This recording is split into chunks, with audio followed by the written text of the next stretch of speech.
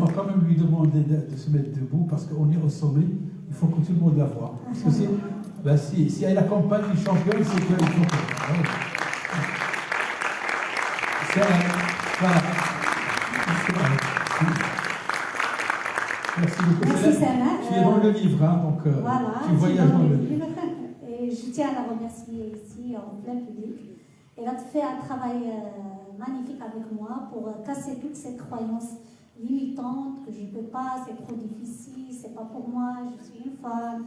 Et comment j'ai pu puiser à l'intérieur de moi pour trouver toute l'énergie. Et je peux vous dire que c'était vraiment quelque chose qui m'a aidée pour se dépasser après et aller au-delà de Denali, gravir l'Everest, gravir Annapurna, l'un des plus difficiles sommets du monde que j'ai réalisé en mois d'avril. Quand je dis porter un sac de 30 kilos, je me suis dit, mais si Hossein, il est où? Normalement, si Hossein devait être là pour porter. Sauf que normalement, il était resté à la maison pour autre chose. C'est une autre forme de soutien, si tu peux nous en parler aussi. La famille, le soutien, c'est Hossein, ta fille, ta belle-fille qui est là, et Hassania, ça fait toute la famille. Le support quand on voyage, quand on est face à la difficulté, comment que ça se passe? Est-ce qu'on y réfléchit? Est-ce qu'on y pense? Beaucoup de support de la famille, c'est très important. À vrai dire, je ne pouvais pas réussir ce challenge, je ne pouvais pas arriver à ce que j'ai fait sans le soutien de ma famille. كنت بغيت ملي تكون للاسف ما كايناش عند اختي في كندا ولكن ديجا كاينه خالتي بعدا. On applaudit خالتي. Et la maman, quand elle va voir la vidéo, on va lui dire tu souris en thème d'ici jusqu'au Canada. الوالده يعني كان داك التعاوي ديالها في الحقيقه تنقول ما عمرني كنت نوصل لهذا الشيء اللي وصلت ليه من غير الدعاوي ديال امي اللي بصراحه هي اللي كانت تتبقى مسكينه مشوشه بزاف وتنوض في نصاصات الليل وتبقى تدعي. يافي اوسي ما سور رجاء اللي كانت بنتي صغيره تتبقى معاها، كان راجلي حسين اللي كان فريمون دائما معايا، دائما تيسولني، دائما تيقول لي سيري القدام.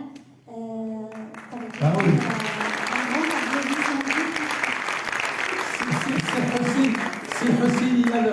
Oui, bien sûr. C'est Hossein. Oui, c'est Hossein. Alors... C'est Hossein, il a le H de happiness, donc il est heureux. Donc, happy and the H, donc... Oui, Berthélia. Bien sûr, donc on sait... Allez, Lina, oui, bien sûr. Tu sais, quand une maman est au sommet... دابا مسكينه كانت صابره معايا، كانت تخليها باقا صغيره وتمشي مي بون دابا راه كبرات شويه وعرفت بان راه ماما علاش كانت تخليها. C'était aussi pour être un jour ici et voir tout l'exploit de ta maman, la voir décorée par Sa Majesté, voir qu'elle inspire des hommes, des femmes, des juniors, des seniors un peu partout sur la planète, de voir une femme arabe, entrepreneur, ingénieur, qui a bossé dans une administration, qui la quitte pour vivre justement sa passion. Ça, c'est juste quelque chose de sublissime. En tous les cas, merci à Bouchra.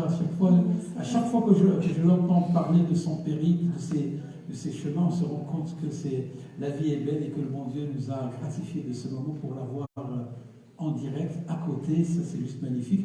Quand on va voir le film, ça va être encore plus sublime et plus fort parce qu'on va voir son souffle. On va voir sa respiration, et vous allez voir que c'est quand même des moments qui sont quand même intenses. Je voulais que tu nous parles aussi d'un autre... C'est un livre où il y a les 7 sommets du monde, la pyramide, comment tu l'appelles, de Carstens. Alors, découverte d'un nouveau monde. Alors moi je croyais que c'était qu'on était dans ce monde, l'Afrique, l'Asie, l'Europe, l'Amérique du Nord, l'Amérique du Sud, l'Australie, etc. Mais il y a un autre monde, paraît-il. Alors, découverte d'un nouveau monde, c'est quoi pour toi cette découverte? En fait, la pyramide de Karsten, c'est l'un des plus hauts des 7 sommets du monde. C'est le plus haut sommet de l'Océanie. Alors, quand on dit l'Océanie, ça englobe l'Australie, le New-Zélande et l'Indonésie. Donc, ça, c'est l'Océanie. Et le plus haut sommet de l'Océanie, c'est dans l'île Papouasie-Nouvelle-Guinée, qui est près de l'Australie aussi, pas loin. Et c'est là il y a les tribus primitives. Donc c'est parmi les dernières tribus qui existent sur Terre. Et pour aller là-bas, il y a beaucoup de risques, plus qu'il y a la guerre. C'est la guerre civile, elle est là-bas. Donc quand tu pars, il y a la difficulté de la guerre qui peut se déclencher à n'importe quel moment. Deuxième risque, tu peux être attaqué par les tribus. Les tribus, c'est leur loi qui règne là-bas. Donc, il était des cannibales avant, mais ils ne sont plus, donc heureusement. Mais ils ont leur loi. Donc, d'ailleurs, j'avais eu beaucoup des expériences des amis que je connais qui étaient attaqués par des tribus qui ont pris leur passeport, leur argent. Donc, quand je voulais aller, il y avait tout ce risque-là.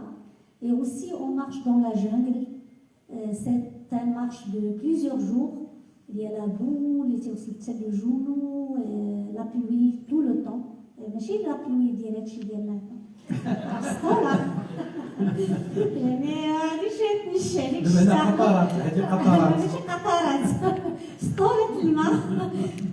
Donc كلشي يزك حوايج يفزكو كلشي يفزك والغيث donc vraiment plus la jungle avec toutes les difficultés parfois خاصك تقطع فوق des troncs d'arbres pour traverser la rivière.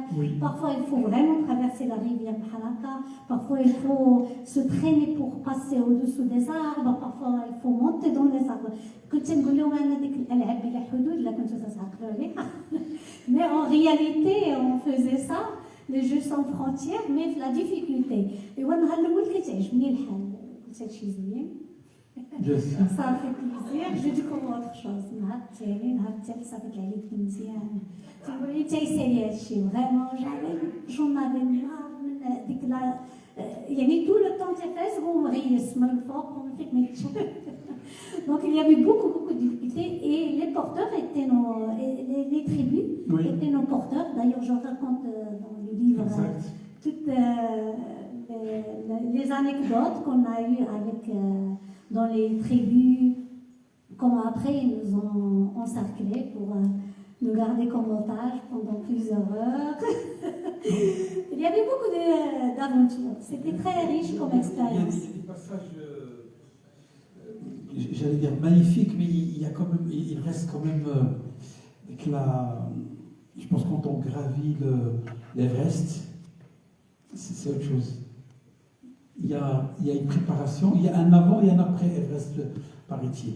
Sur le chemin, sur ceux qui ont tenté de le faire et qui n'ont pas réussi. Il y a ceux qui ne sont jamais arrivés, il y a ceux qui ne sont jamais retournés. Toi, tu as fait l'aller et le retour. Et je sais qu'à un moment donné, tu nous avais déjà raconté ça, les difficultés sur le plan de la marche, où tu as perdu la torche, etc. Si tu peux aussi partager ça avec assistance. Oui, ça c'était le jour de sommet, donc juste rapidement l'ascension, c'est le chapitre le plus long du livre parce que je raconte beaucoup sur